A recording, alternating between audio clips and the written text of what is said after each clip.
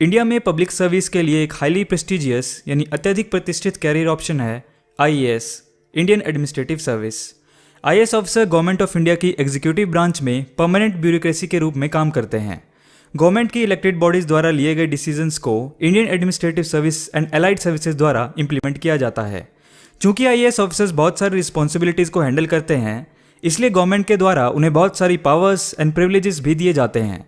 तो hello guys, आप देख रहे हैं बेसिक ज्ञान और आज की वीडियो में हम बात करने वाले हैं आईएएस ऑफिसर की पावर्स एंड ड्यूटीज़ के बारे में। आईएएस इंडियन एडमिनिस्ट्रेटिव सर्विस एक ऑल इंडिया सर्विस है। ऑल इंडिया सर्विस में 3 सर्विसेज आती हैं: IAS, IPS, Indian police service और Indian forest service. All India service के officers government of India, central government और स्टेट गवर्नमेंट दोनों में सर्व करते हैं। आईएएस को पहले आईसीएस, इंडियन सिविल सर्विसेज के नाम से जाना जाता था, जिसका गठन हुआ था 1858 में, यानी 162 साल पहले, जब इंग्लैंड इंडिया पे रूल करता था। फिर 26 जनवरी 1950 को इंडियन कॉन्स्टिट्यूशन के लागू करने के साथ ही इसका नाम बदलकर आईएएस, इंडियन एडमिनिस्ट्रेटिव सर्विस कर दिया गया। इंडियन गवर्नमेंट, जिसके बारे में हमने अपनी पिछली वीडियोज़ में कई बार बात कर चुके हैं, जिसमें 3 ऑर्गन्स होते हैं: legislative, judiciary and executive. Legislative laws बनाने वाले यानी MPs, MLAs et cetera. Judiciary laws check करने वाले, सुप्रीम कोर्ट, हाई कोर्ट, जजेस एटसेट्रा। एग्जीक्यूटिव उन लॉज को ग्राउंड लेवल पे लागू करने वाले यानी मिनिस्टर्स। मिनिस्टर्स का काम होता है गवर्नमेंट की पॉलिसीज यानी नीतियों को देश में लागू करना। फॉर एग्जाम्पल, गवर्नमेंट की कोई पॉलिसी जैसे उजाला या डिजिटल इंडिया, या मान लो रोड सेफ्टी के लिए एक नया कानून आया, इनको इम्प्लीमेंट करना है। अब मिनिस्टर्स का काम होता है सिर्फ सुपरविजन का। ये इम्प्लीमेंट करने का काम हर स्टेट के हर डिस्ट्रिक्ट्स में किया जाता है आईएएस ऑफिसर्स के द्वारा। वो प्लान और स्ट्रेटेजी बनाते हैं कि इन पॉलिसीज को उनके अंडर डिस्ट्रिक्ट्स में किस तरह से इंप्लीमेंट किया जाएगा। तो बेसिकली जिस एमपी और एमएलए को हम 5 ईयर्स के लिए इलेक्ट करते हैं, जो टेम्परेरली कुछ टाइम के लिए मिनिस्टर्स बनते हैं, वो ऑर्डर्स देते हैं हमारे डिस्ट्रिक्ट्स के आईएएस ऑफिसर्स को, जो कि एक परमानेंट अधिकारी होता है। इसलिए आईएएस ऑफिसर्स को सिविल सर्वेंट भी कहा जाता है। एक आईएएस की पावर्स का अंदाजा आप इस बात से लगा सकते हैं कि एक मिनिस्टर चीफ मिनिस्टर को कहकर आईएएस ऑफिसर का ट्रांसफर करवा सकते हैं, लेकिन उसको डिसमिस नहीं करा सकते। उसकी पावर सिर्फ प्रेसिडेंट के पास होती है, क्योंकि प्रेसिडेंट ही आईएएस ऑफिसर्स को अपॉइंट करते हैं। आईएएस की पावर्स, पर्क्स और ड्यूटीज़ के बारे में बात करने से पहले आइए हम बात करते हैं कि एक आईएएस ऑफिसर बनने का प्रोसीजर क्या होता है। एक आईएएस ऑफिसर बनने के लिए सिविल सर्विसेज एग्जाम्स को क्लियर करना होता है, जो कि UPSC, union public service commission द्वारा कंडक्ट किया जाता है। इसको इंडिया का one of the toughest exam माना जाता है। हर साल 10 लाख से भी ज़्यादा लोग यूपीएससी, सीएससी का फॉर्म भरते हैं, लेकिन उसमें से सिर्फ 180 ही आईएएस बन पाते हैं। सिविल सर्विस एग्जामिनेशन की 3 स्टेजेस होती हैं: prelims, MCQ test, mains, written test, then interview. और हर स्टेज में कैंडिडेट्स को एलिमिनेट किया जाता है और लास्ट तक पहुंचने वाले कैंडिडेट्स में से टॉप कैंडिडेट्स को ही आईएएस मिल पाती है। अब बात करते हैं कि आईएएस ऑफिसर का मेन काम क्या होता है। आईएएस ऑफिसर के बहुत सारे काम होते हैं जो कि उनकी पोस्टिंग एंड डिपार्टमेंट के ऊपर डिपेंड करते हैं। काफ़ी सारे लोगों को ये लगता है कि आईएएस मतलब है डिस्ट्रिक्ट कलेक्टर, लेकिन ऐसा ज़रूरी नहीं है।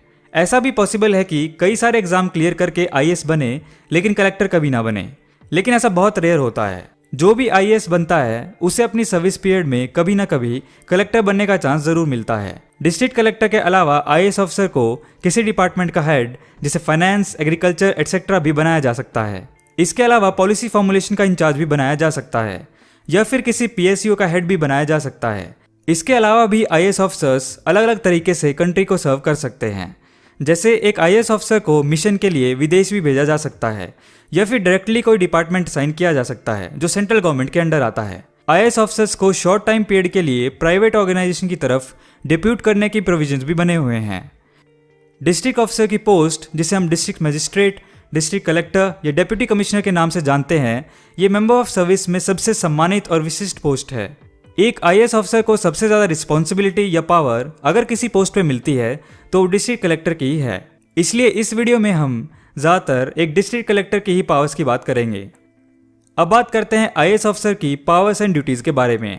एक IAS officer as a civil servant उसके काम के एरिया में law and order and general administration के लिए रिस्पॉन्सिबल होता है। जैसे जैसे आईएएस ऑफिसर का कैरियर आगे बढ़ता है, उस हिसाब से उनके फंक्शंस एंड रिस्पॉन्सिबिलिटीज़ भी चेंज होती रहती हैं। कैरियर के बिगिनिंग में आईएएस ऑफिसर स्टेट एडमिनिस्ट्रेशन को सब डिविजनल लेवल पे ज्वाइन करते हैं और as a sub divisional magistrate general administration and development के काम के साथ साथ अपने एरिया के लॉ एंड ऑर्डर को कंट्रोल करते हैं। डिस्ट्रिक्ट लेवल पे आईएएस ऑफिसर्स का काम होता है डिस्ट्रिक्ट अफेयर्स को संभालना।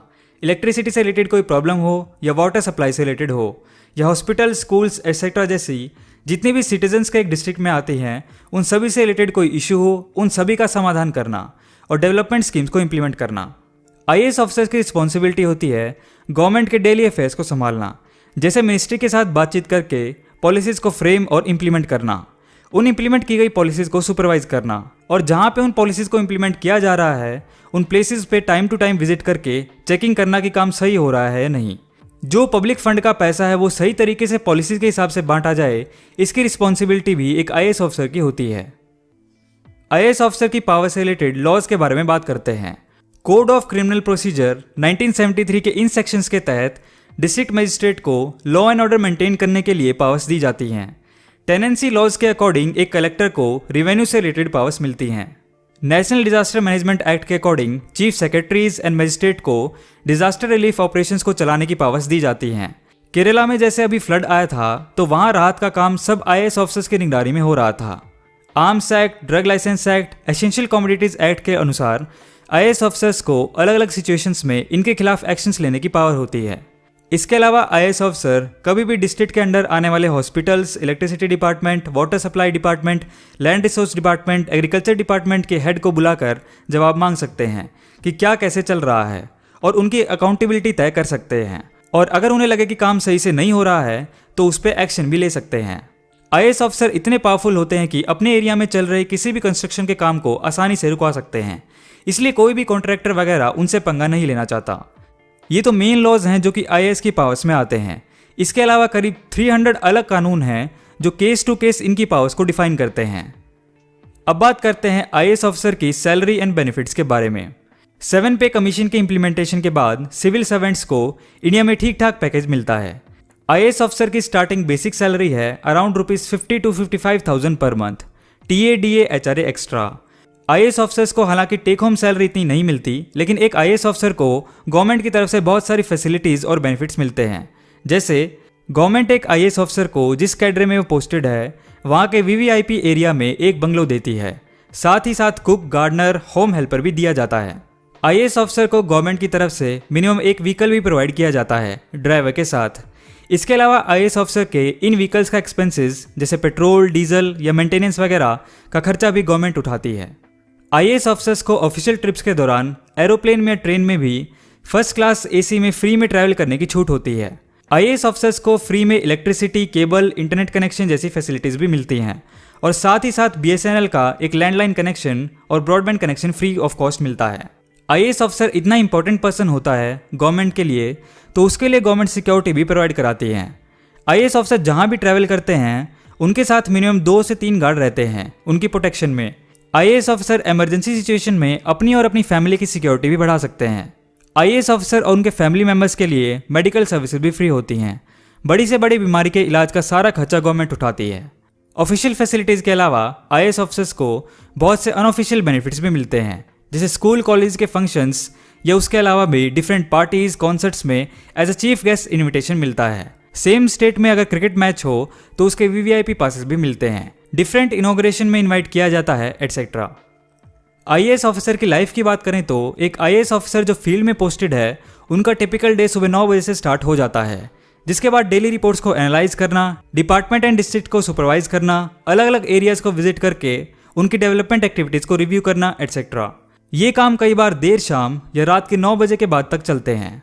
चूंकि पूरे डिस्ट्रिक्ट की सिक्योरिटी की जिम्मेदारी डिस्ट्रिक्ट मजिस्ट्रेट की होती है, इसलिए इमरजेंसीज के दौरान जैसे नेचुरल डिजास्टर, राइट्स एक्सेट्रा एक आईएएस ऑफिसर को कॉन्टिन्यूसली रिलीफ टीम्स के साथ कोऑर्डिनेट करने के लिए ऑफ ड्यूटी आवर्स में भी काम करना पड़ता है।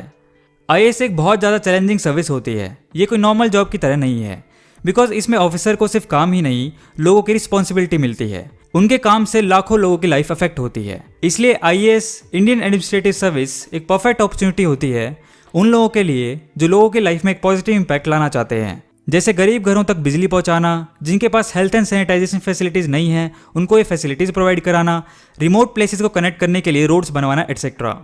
तो ये थी दोस्तों एक आईएएस ऑफिसर के functions, powers and duties. Comment section में आप मुझे ऐसे ही टॉपिक सजेस्ट करते रहिए और ऐसे ही और वीडियोस देखने के लिए बेसिक ज्ञान को सब्सक्राइब करके बेल नोटिफिकेशन ऑन कर लें ताकि आपको आने वाली वीडियोस की नोटिफिकेशन मिल जाए। और ऐसे ही ज्ञान से भरी वीडियोस के लिए देखते रहिए बेसिक ज्ञान।